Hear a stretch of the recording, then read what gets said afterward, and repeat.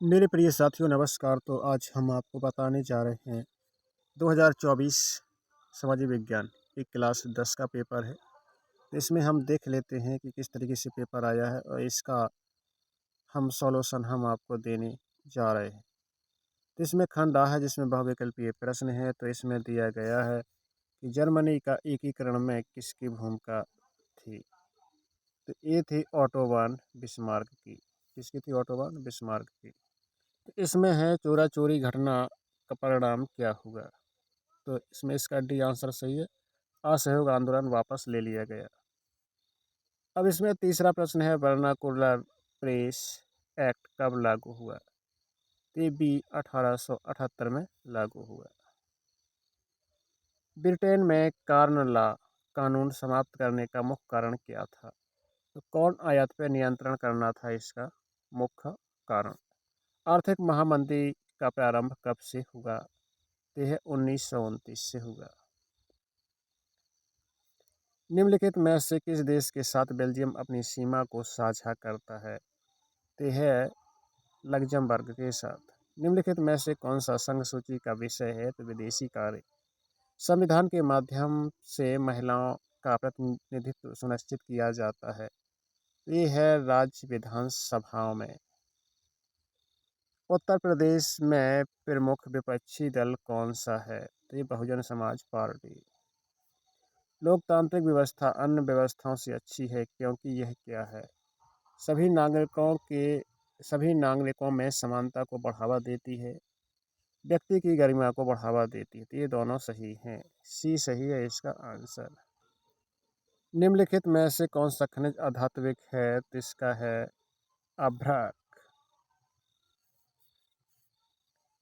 सूचना का अधिकार अधिनियम कब लागू किया गया। तो 2005 में।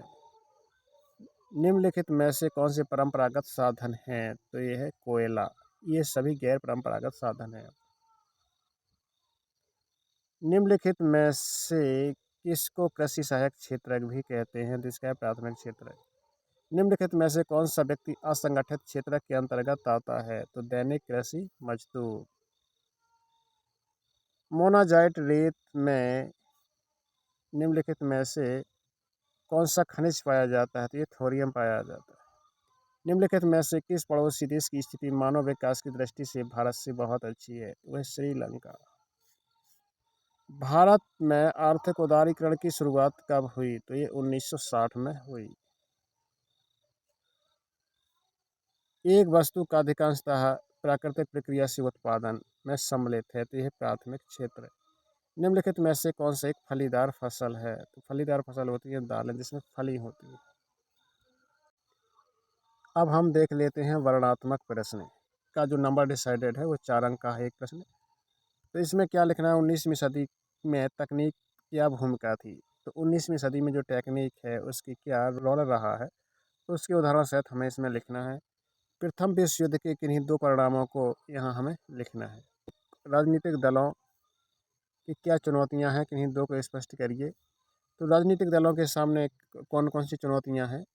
एक तो अच्छा उम्मीदवार चुनने की चुनौती हो जाती है।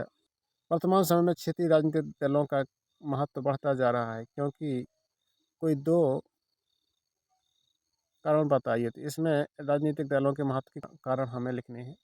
राष्ट्रीय आय और प्रति व्यक्ति आय में विभेद करिए। तो राष्ट्रीय आय जो राष्ट्र द्वारा आय प्राप्त होती है, प्रति व्यक्ति आय जो प्रति व्यक्ति द्वारा आय प्राप्त होती है। विभिन्न देशों की स्थिति की तुलना में इनमें से कौन सी विधि बेहतर है। तो ये बताना है। और राष्ट्रीय ग्रामीण रोजगार गारंटी अधिनियम 2005 पर एक संक्षिप्त टिप्पणी लिखना है। भारत में लोहे अयस्क उत्पादन एवं वितरण का विवरण की लिखना है। इसमें भारत में सूती वस्त्र उद्योग का वर्णन करना है। अब आते हैं वर्णनात्मक नंबर 2 प्रश्न जो 150 अंकों में लिखना है और जो एक प्रश्न 6 नंबर का होगा। तो इसमें फ्रांस की क्रांति किन्हीं 4 कारणों का उल्लेख कीजिए। असहयोग आंदोलन का क्या अर्थ है। ये क्यों चलाया गया। कोई 2 कारण लिखिए। बेल्जियम में शासन व्यवस्था का वर्णन करना है। भारत की संघीय व्यवस्था की विशिष्टताओं का वर्णन करना है। गेहूँ की खेती के लिए उपयुक्त भौगोलिक स्थितियाँ हमें बतानी हैं कि कौन कौन सी ऐसी स्थितियाँ होती हैं जिसमें गेहूँ पैदा हो सकता है। और इसके उत्पादक क्षेत्र भी बताने हैं कौन कौन से इसके उत्पादक क्षेत्र हैं।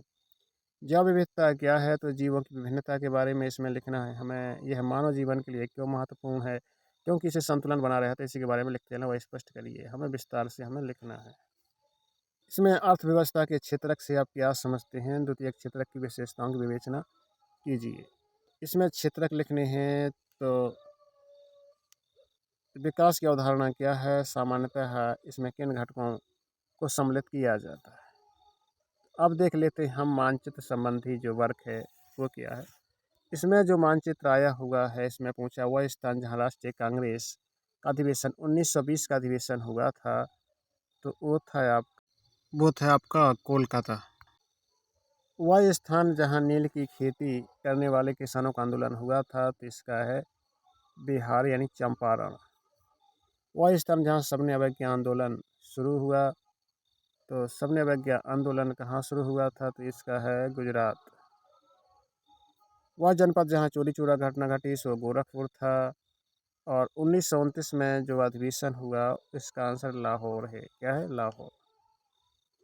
अब नक्शा में हम बैक टू बैक देख लेते हैं कि 1920 का अधिवेशन यहाँ कलकत्ता में हुआ था, नील की खेती यहाँ बिहार यानी चंपारण में हुई थी। सबने अवज्ञा आंदोलन शुरू हुआ था, तो ये हुआ था गुजरात में यानी दांडी में हुआ था। वह चोरा चोरी घटना ये गोरखपुर में हुई थी। और 1929 का अधिवेशन जो लाहौर में हुआ था। अब जो 12 नंबर का प्रश्न है, इसमें पूछा गया है कि राजधानी बिहार की क्या है, तो इसे पटना। अब पटना तो है ही है। अब क्या है कि हम नक्शा में उत्तर भारत की एक प्रमुख नदी सो गंगा जमुना कोई भी आप बता देते, इस चिन्ह द्वारा दिखानी थी हमें। और जहाँ जहाँ पटना है उस सी द्वारा दिखाना था। भारत में किसी एक प्रमुख जूट उत्पादक राज्य कौन सा है, उसके इस चिन्ह द्वारा दिखाना है। तो ये पश्चिम बंगाल है, जूट उत्पादक राज्य है। भारत में किसी एक प्रमुख लोहा के इस्पात संयंत्र को ट्रायंगल द्वारा दिखाना है, तो ये मैकाले की पहाड़ियों को आप दिखा देते मध्य प्रदेश में। और भारत के किसी एक खनिज तेल, तो ये गुजरात अंकलेश्वर या कलोल क्षेत्र या मुंबई हाई तेल क्षेत्र के नाम से इसे जानते हैं।